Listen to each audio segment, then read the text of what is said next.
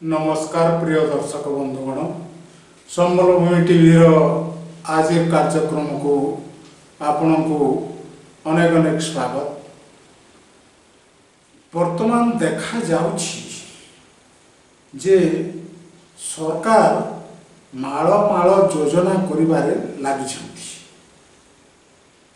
समस्ते भाबुथिले कार्य गुड़िक किभଳି भाବରେ त्वरान्वित हेबो एवं सठिक समय रे तार कार्यकारिता हेबो, किंतु देखा जाउछि जे पद्म घुंची घुंची गला भलिया एमती केतेक योजना रहिछि। तापरे पुणी नुआ नुआ योजना मान तैयारी होछि। एटा तो आमे काहाकू निंदक भाव में कहूनु, जोटा आम उपलब्धि करुछु ताहा ही कहूछु। देखंतु वर्तमान ब्लॉक स्तर रे सबु कर्मी मान रहे बोली राज्य बीजेपी गोटे घोषणा करथिला।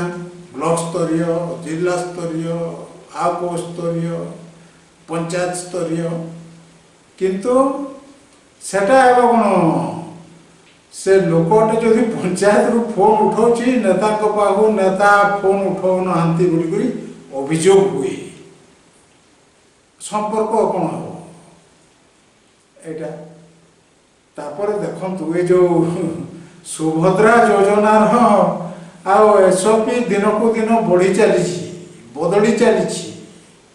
हाँ ना बदली भल अधिक लोक उपकृत हेले तो आमर माँ भौड़ी माने एटा बहुत भल कथा, किंतु केही या प्रति कौन कले भल हेबो से कथा चिंता करि पारु नाहंती। फल रे नीति प्रतिदिन यार नियम कानून तार क्राइटेरिया सब बदली बारे लागिछि। आज एमती गोटे जिनस भी बदली जाइछि जे जो आशा दीदी माने अंगनवाड़ी कर्मी एमाने मध्य पाइबे सुभद्रा योजना रे उपकृत हेबे। तेबे एही योजना बाकी मानकु काहे छाड़ी देबे अन्य महिला मानकु।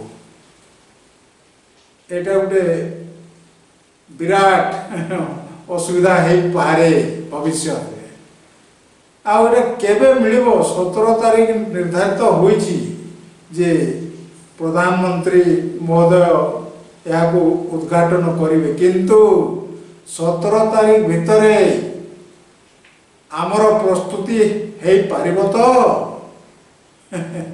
आज हे गलानी 30 तारीख एसओपी बदली चलीछि।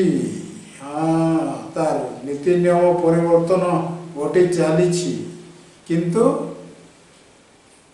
आउ केते दिन रहिला से आवेदन करिवे ता स्क्रूटनी हेबो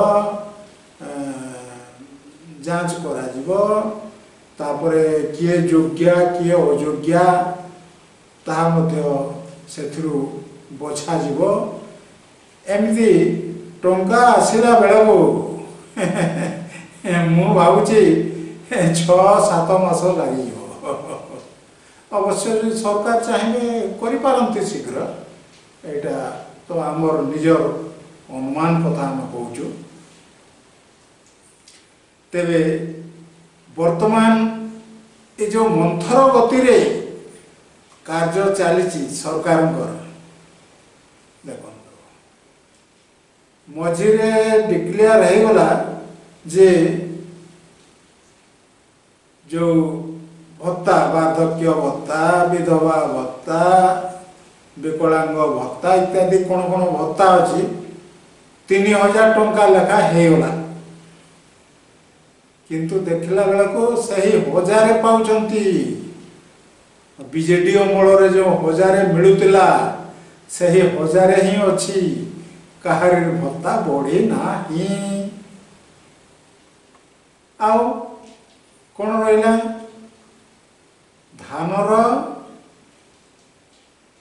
जो एमएसपी सर्वनिम्न सहायक मूल्य 3100 टंका सेटा तो घोषणा है गला किंतु सेते बेले को आमर कौन है धान अमल हो नथिला ताहा पुणी लागू हेबो मंडी आरंभ हेले तो से 3100 टंका मिलुछि ना कौन हेबो सेथिरे मध्य संकित अवस्था रे चाषी माने वर्तमान रही एवं कहा जे कटनी छटनी आबो नाही एटा मिल वाला ऊपर निर्भर करे सरकार किसी करि पारिबे नाही आमे देखुचु जुग जुगरु ए कटनी छटनी चली आर चाषी माने शोषण शिकार होउछंती याकू जदि आमर बीजेपी सरकार रोकिबारे सक्षम हेबो तेबे जाय सिना तांकर कथा रहिला बोली लोके भाबिबे एमती अनेक विषय वस्तु रही बेसी आलोचना करे तो आम हाथ में समय नाही पुणी समय सुविधा देखिकी या उपरे आउ दिना आलोकपात करबा आज पई रहउछु नमस्कार।